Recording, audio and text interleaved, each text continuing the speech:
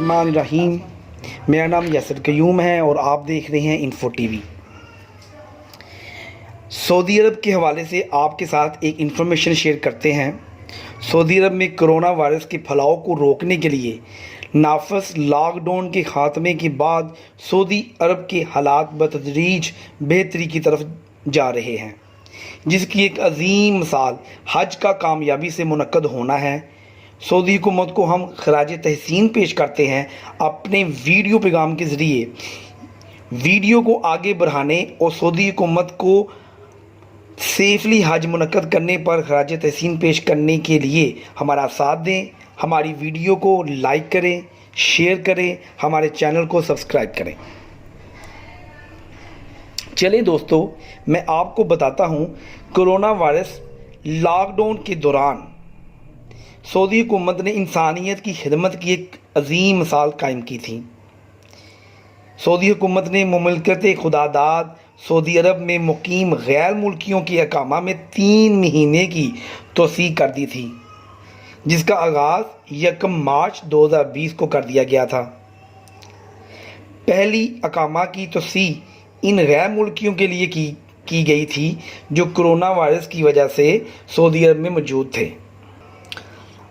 دوسری مرتبہ سعودی حکومت کا عظیم کارنامہ یہ تھا کہ سعودی حکومت نے 3 مہینے کی مفت اقامہ میں توسیع ان غیر ملکیوں کی تھی جو چھٹی پر اپنے اپنے آبائی ملکوں میں گئے ہوئے تھے۔ اب کچھ بات ایئر لائن کے شیڈول یعنی اسکیجول کے بارے میں کرتے ہیں۔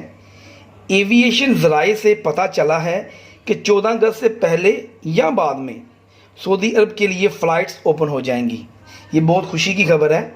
کرونا وائرس کی وجہ سے تاحال فلائٹس بند ہیں، جس کی وجہ سے چھٹی پر گئے پاکستانی سعودی عرب نہیں جا سکتے۔